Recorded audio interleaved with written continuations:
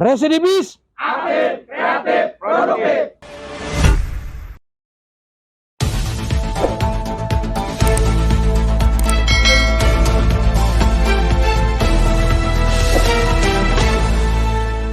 Racikan Berita.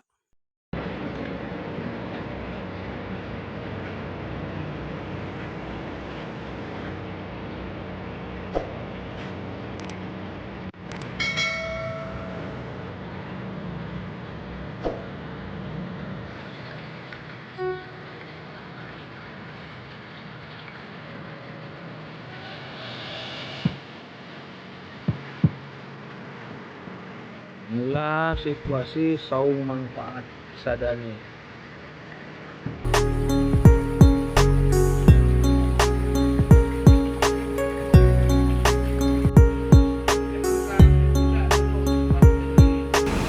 Pemirsa yang budiman, apa kabarnya hari ini?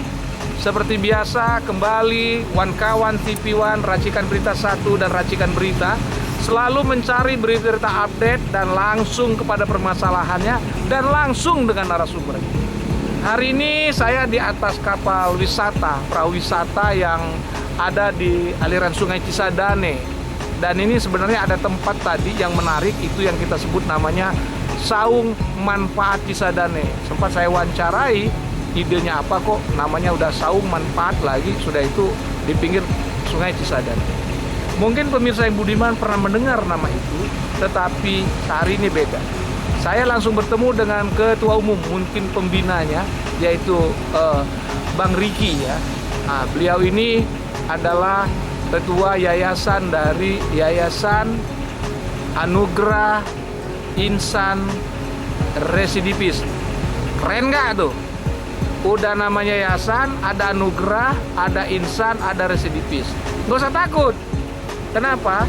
Di tangan beliau lah beberapa kawan-kawan yang selama ini mungkin mengganggu masyarakat, atau istilah kerennya dari polisi namanya pekat, yaitu penyakit masyarakat. Di tangan Bang Riki lah itu bisa terarah, teratur, dan mereka sekarang hidup dengan layak seperti kehidupan dia sebelumnya.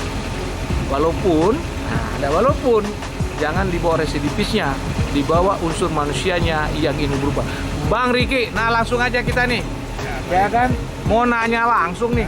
Ini apa sih tujuannya ndiriin Yayasan Anugerah Insan Residivis ini? Apa nggak serem tuh? Ya, baik. Saya pada dasarnya bukan pendiri, karena mungkin saya ada kegiatan mengajar di dalam LP. Saya diminta untuk menjadi pembina karena mereka sudah cukup kenal dengan saya. Pada dasarnya mereka itu yang pernah masuk LP, tidak semuanya orang jahat. Bahkan kebanyakan orang hilaf. Dia mungkin pada saat itu kurang tepat dalam pergaulan ya. Intinya semua itu adalah habit atau sifat manusia yang ada hilafnya dan ada salahnya ya. Bahkan sifat manusia juga ada benarnya. Ketika mereka keluar, mereka butuh sebuah wadah yang dapat membimbing mereka untuk menyesuaikan di masyarakat, karena masyarakat ini tidak mudah untuk menerima begitu saja. Masyarakat tidak mudah untuk mempekerjakan mereka atau memberi pekerjaan, tidak mudah. Diharapkan dengan adanya sebuah yayasan, mereka melihat siapa yang membinanya, mereka melihat siapa dengan bergaul dengan siapa, bertemannya. Harapan kita adalah masyarakat umum lebih mudah untuk menerima mereka dengan keterbukaan yang nyata, bukan keterbukaan rekayasa. Artinya dibuat sebuah yayasan, sebuah rekayasa agar masyarakat menerima, tidak, yang nyata saja. Dan alhamdulillah atas izin Allah ya, semua kita atas izinnya, sudah mulai beberapa terarah dalam kehidupan sehari-hari ya. Dan saat membuat kaos kami seperti ini, kami berharap kamu nggak usah malu, emang dulu kita tidak baik, kata dia. kita tidak perlu sungkan. Memang kita pada waktu itu pernah salah jalan. Lebih baik kita yang mengakui daripada orang itu kata orang, oh dia bekas kriminal. Lebih baik kita mengakui, oh kriminal. Ya dulu saya pernah masuk pesantren, ya kita istilah pesantren ya. Karena di dalam juga ada pesantren, ada pengajian, ada pendidikan, ada sebuah keterampilan. Hal-hal seperti itulah yang membuat kami di sebuah yayasan ini berharap bahwa masyarakat tidak sepenuhnya terlalu rapat menutup dengan adanya mereka kembali di tengah-tengah masyarakat, ya. Karena tetap buat mereka itu image itu tidak bisa hilang, tapi minimal tidak terlalu banyak diingat lah, ya. Kita pun manusia selain Nabi Muhammad, manusia mana yang belum pernah berbuat salah? Manusia mana yang belum pernah berbuat dosa? Saya yakin mereka pernah mengalami hal semua itu. Untuk itu saya sebagai pembina juga jaringan aktivis lingkungan hidup Indonesia Kota Tangerang, ya, kami merangkul semua sahabat yang ada di Kota Tangerang yang mau ngumpul sama kami rangkul, ya. Kami tidak melihat latar belakang mereka siapa, misalnya dari Bang John, ya, Federasi Arung Jeram Indonesia, dengan Tisna, ya, dengan yang lain-lain, dengan Saung Manfaat yang kami menjadikan base camp. Fokus kami, ya, kami sudah tidak mengatakan yair, tidak mengatakan jalhi, tidak mengatakan perorangan. Fokus kami adalah pertama memperhatikan kehidupan kebersihan sungai semampu kami. Kedua, kami memperhatikan masyarakat yang hidup di bantaran sungai Cisadane yang sepertinya sangat jarang tersentuh oleh masyarakat luar. Wajar, mereka mau naik apa ke pinggirannya? Wajar, mereka bagaimana ke pinggirannya? Tetapi Allah Maha Adil, Allah Maha Kuasa membuktikan bahwa mereka pun hidup di pinggir bantaran sungai Cisadane pun mereka bisa hidup, ya, bisa berkarya, bahkan atas izinnya pun bisa berbagi. Entah berbagi dalam kita ekonomi, baik makanan, entah kita berbagi dalam bantuan, entah kita berbagi dalam sebuah ilmu pengetahuan. Salah satu program saya pribadi mengajak semua komunitas kami untuk membangun, yaitu turap-turap dengan ban bekas di pinggiran Sungai Cisadane agar masyarakat tidak tergerus dan hancur rumah-rumahnya. Sekali lagi bahwa komunitas yang kami buat di sini atau silaturahmi lebih baik yang saya harapkan buat di sini, tujuannya bermanfaat buat masyarakat banyak. Tujuannya bermanfaat buat orang banyak, di mana mereka tidak hanya melihat kita hanya kumpul makan nyanyi, tidak. Saya sangat kesampingkan hal itu. Kenapa? Tegakah hati kita ketika kita nyanyi dan makan mereka hanya diam melihat kita? Kan tidak begitu. Jadi ada satu hal yang sangat prinsip bagi kami semua, yaitu adalah kepedulian sesama. Itulah tujuan kita, Yair, Jalhi, terusnya komunitas yang lain dari Tagana, dari Faji, apa semua. Apapun itu adalah untuk bermanfaat untuk orang banyak. Cara saya begitu. Terima kasih. Bang Riki, Baik. ini kan bicara masalah Yair, ya. Ya. Ini kita bicara Yair. Ini kan karena ini masalah image. Ya. Waktu Bang Riki ingin membentuk sebuah yayasan seperti ini, kepikir nggak sih bahwa gua akan berdampak ke gua nih kalau ngumpulin orang ini? Gimana? Itu sudah terjadi. Apapun dalam kehidupan, yang namanya kebenaran itu tidak akan mulus berjalannya. Apapun itu kehidupan, yang niat baik itu tidak akan mudah melewatinya. Pasti ada rintangan, pasti ada hambatan. Hambatan itulah yang kami anggap sebuah proses pembelajaran kami untuk kedepannya. Sehingga buat kami hal-hal seperti itu merupakan sebuah rasa syukur. Apa? Ternyata hal-hal yang, maaf tanda kutip, mereka tidak suka, mereka khawatir, ternyata itu mereka secara tidak kita sadar, mereka ada peduli. Mereka ada peduli sama kita.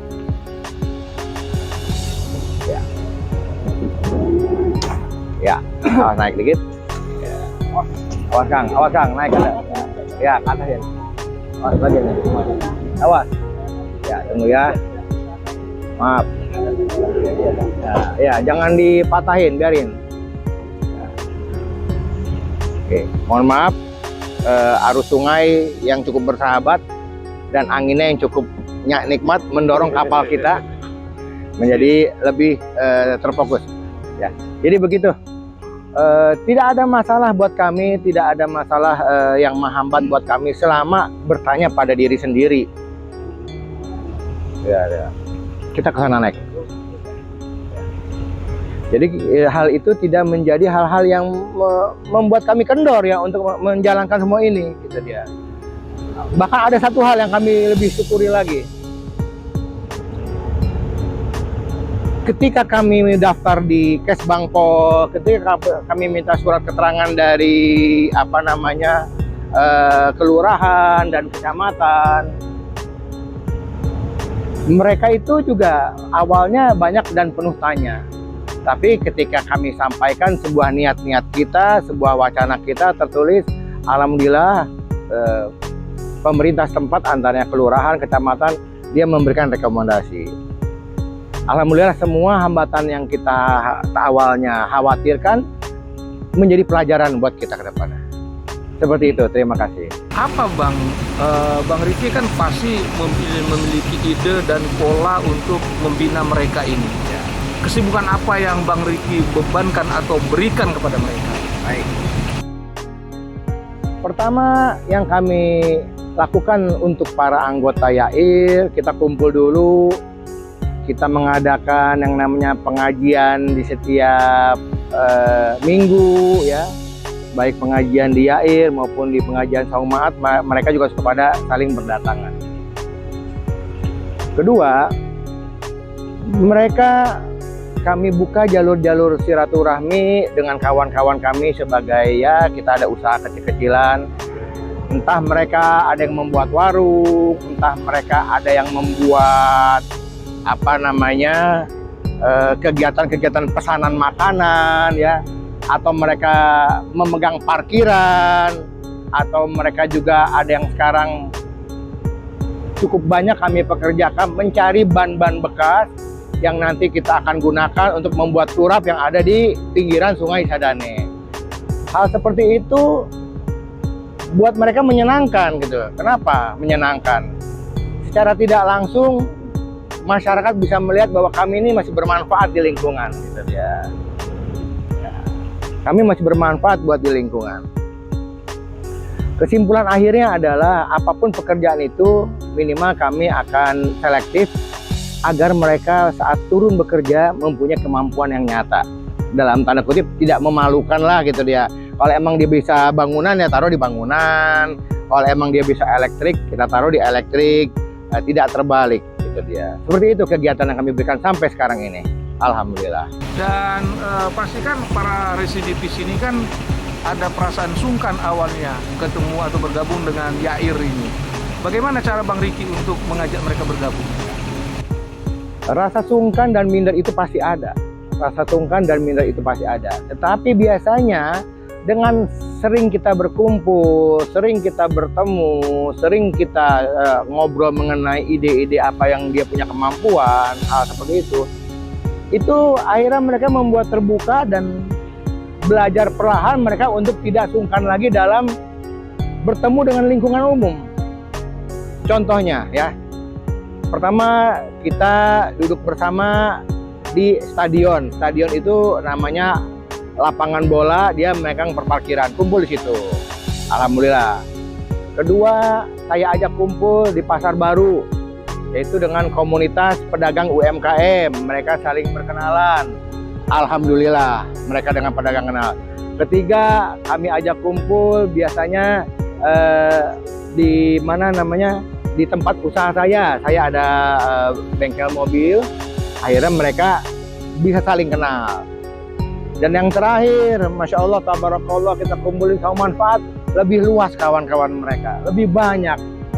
Dengan pola-pola perlahan seperti itu, mereka sudah tidak sungkan lagi. Apa buktinya? Mereka sekarang udah berani nongkrong ke tempat-tempat yang mereka kemarin main. Oh iya, satu lagi, Situ Gede. Kita ajak ke Situ Gede, rekreasi, kumpul. Dia bilang, kemarin saya main ke Situ Gede, kemarin saya main ke Saung Manfaat, kemarin saya main... Membuktikan bahwa mereka sudah tidak sungkan lagi di masyarakat dengan seperti itu. Seperti itulah pola kami. Terima kasih. Selain lahan-lahan atau tempat-tempat parkir yang diberikan, program apa yang Bang Riki rencanakan untuk mereka jadi hidup yang layak? Pertama, yang kami kedepankan dan yang utama yang kami kedepankan adalah pengajian dulu. Itu udah nomor satu, pengajian dan sholat. Itu udah nomor satu. Karena tidak sedikit juga yang sudah keluar dari pesantren, mungkin bekal yang dia terima di luar tidak memenuhi hal itu, sehingga mudah buat dia lagi masuk lagi, itu dia. Jadi buat kami bekal pertama itu adalah sholat, ngaji, sholat, ngaji, dan itu ada kami programnya, harinya ada. Itu yang kami kedepankan. Kami tidak mengedepankan dia dulu buat duniawi dulu. Kenapa? Kerja dulu apa? Betul dia butuh makan, betul dia butuh kehidupan. Tapi di samping semua itu, mereka bisa menyadari saat ada proses kita berdoa untuk mencari nafkah, ada proses berdoa kita bersabar ketika kita mendapat rezeki. Sehingga dengan seperti itu mereka tidak brutal lagi. Oh iya, seperti ini kehidupan. Oh iya, saya harus sadar saya ini siapa. Tapi ternyata dengan kesadaran mereka, dengan kesabaran mereka, timbal balik dari Sang Pencipta beda. Alhamdulillah dia. Dan dia bilang, nggak diduga ya Pak, saya bisa begini. Nggak diduga, saya pikir dulu saya di masyarakat akan sulit diterima. Alhamdulillah ya Pak.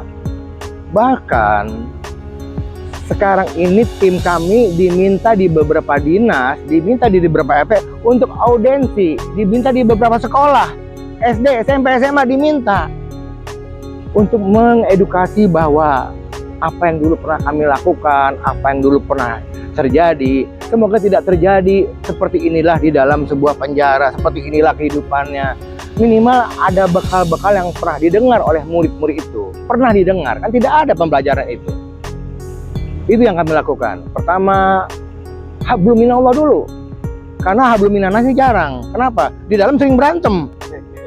Ribut. Apa? Biasa. Entah makanan apa. Tapi kalau dia hablum minallah, mereka punya keyakinan masing-masing. Insya Allah nanti ketika mereka belajar Al-Quran, ada hablum minallah dan hablum minanas. Kalau kita kan mungkin karena tidak merasakan sekolah di sana, mengutamakan hablum minanas dulu. Karena kita akrab. Di dalamnya beda. Sikat. Gabung apa? Nah, hablum minanasnya jarang dilihat. Tapi ketika mereka hablum minallah, oh iya ternyata saya harus saling menyayangi. Ternyata dia juga manusia sama kayak saya. Ternyata dia juga perlu sebuah sahabat yang baik. Akhirnya mereka saling merangkul.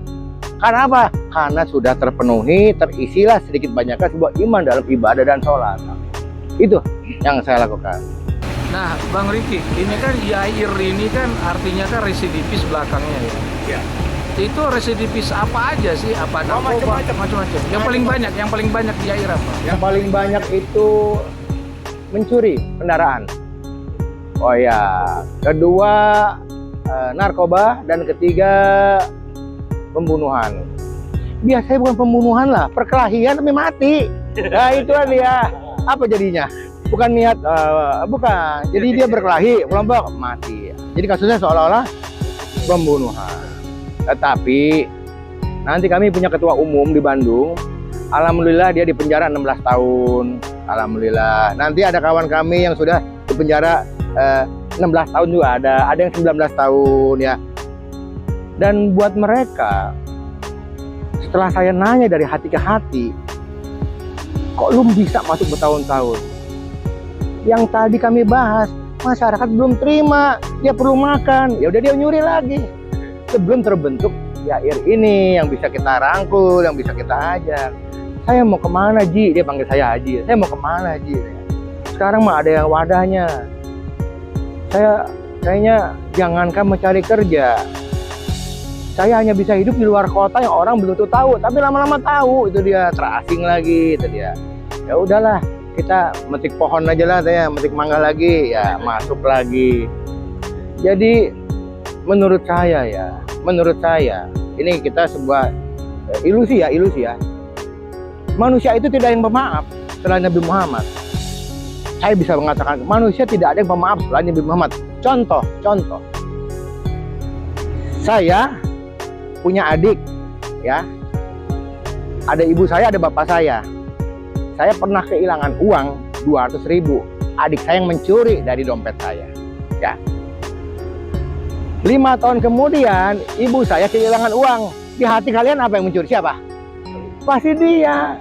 Hari kita belum memaafkan. Apa buktinya? Dia kali noh. Karena dia pernah mencuri. Itulah sebuah kehidupan nyata. Benar? Iya katanya. Dan itu sekarang ilmunya dipakai oleh di kepolisian. Oh ini, coba dia noh. Dia temennya noh. Walaupun akhirnya tertelusuri. Iya, itu kawan saya. Nah, tapi ini kita yang real tadi saya sampaikan ya. Kita ini sulit memaafkan. Itu aja. Walaupun kadang-kadang contohnya nih, saya nih ya. Saya ngeliat ada teman saya, lu murung aja tanya. Kenapa murung? Biasanya gue makan di situ boleh ngutang di warteg teh. Padahal gue udah nggak punya utang karena dulu utang gue lama bayar, gue nggak boleh ngutang lagi, nggak bisa makan. Blacklist, utang saya udah lunas makan di warteg, udah lama. Sekarang mengutang nggak boleh. Kenapa? Lu dulu bayarnya susah lama. Nah, tidak memaafkan. Itu real kehidupan. Jadi menurut saya baik buruk, benar salah, halal haram, hati kita yang tahu. Itulah namanya pengadilan nurani, ya. You mau bilang apa, you hebat apa, silahkan tanya sama hati kita. Itu benar salah? Itu benar, cuma untungnya sedikit kecil, nggak apa-apalah. Itu benar salah? Wah, resiko aja gede, tapi untungnya gede. Sikat nggak? Kalau kita jalani, kita harus siap menghadapi resiko yang kita hadapi. Tapi kalau kita hindari, insya Allah ada rezeki lain akan kita dapati. Itu aja kalau dia kehidupan. Seperti itu, Bang Dul. Satu lagi Bang Riki, ini kan residivis ini kan berbagai macam kasus ya. Nah, bagaimana membina yang narkoba? Narkobanya sangat berat karena kan sudah balik-balik lagi karena otaknya itu sudah terganggu. Itu gimana, Bang? Kami tidak memungkiri statement itu. Bagi para residivis yang masih dalam penjara, yang saya prihatin adalah mereka bertemu dengan orang-orang yang mempunyai jaringan yang lebih kuat. Sehingga ketika mereka hanya dalam hukuman sebentar, mereka menjadi sebuah kaki tangan kembali dan lebih lebar jaringannya dan lebih banyak. Dan menggiurkan dibanding UMR 4.800.000. Dia 1 kilo 5 juta untuk nganter. Itu yang kami prihatinkan dalam kehidupan. Artinya penanaman iman, penanaman ibadah, penanaman sholat, walaupun dia lakukan, kekuatan angin dari kiri kanan untuk mempengaruhi akan jauh lebih kuat karena lingkungannya banyak. Untuk itulah ketika dia keluar, kalau bergabung sama kami, dikedepankan adalah ibadah dulu. Ibadah kita ajak ke panti bayi, biar dia melihat, biar dia tahu bahwa orang-orang ini terlantar. Karena apa? Ibu bapaknya di dalam. Biar mereka tahu orang-orang ini terlantar. Karena apa? Karena dulu suami istri menggampangkan menjadi kurir. Tuh, bayi-bayilah jadi korban. Akankah kita menambah mereka? Itu aja. Seperti itu pola kami. Terima kasih. Mungkin Bang Riki harus jawab. Keluarga waktu Bang Riki gabung di Yair ini, gimana perasaan istri dan anak? Mereka bilang, dia manggil saya ayah. Ayah cocok banget jadi begitu, katanya. Iya. Kenapa jawabannya jadi nyonya kayak begitu, cocok? Karena saya siap hidup. Saya siap hidup di kolong. Saya suka tidur di kolong jembatan. Ini tahu semua. Saya suka duduk makan di emperan sama pasar. Pak Dul tahu saya suka ketemu siapa di tingkat atas. atas izin Allah tahun 2004 saya duduk bersama ngopi bareng ngapak dengan Panglima TNI Pak Endriatno Sutarto, diajak ke rumah Ibu Megawati. Dan yang kemarin dengan Bang Jeki Uli, Komisi 3, kami Rik berbantuin ini. Semua apa yang bermanfaat saya lakukan. Karena buat saya tidak ada orang hebat. Yang hebat itu adalah orang yang bisa menerima manusia apa adanya dan bisa melihat di mana tempatnya selama hal itu baik. Itu orang yang hebat menurut saya. Ya. Terlepas dia memiliki rezeki yang lebih, terlepas dia memiliki titipan Allah yang berlimpah, ketika masih membiarkan orang itu kesusahan, kelaparan, saya rasa tidak pada porsinya hidup itu. Seperti itu, Pak. Terima kasih. Pesan terakhir untuk para residivis yang mau insaf gimana? Ya. Dunia ini luas, ya. Manusia ini banyak. Silahkan tanya pada nurani kita. Dunia mana dan kawan mana yang dianggap baik untuk melanjutkan hidup ke depan. Itu saja. Residivis Aktif, kreatif, produktif.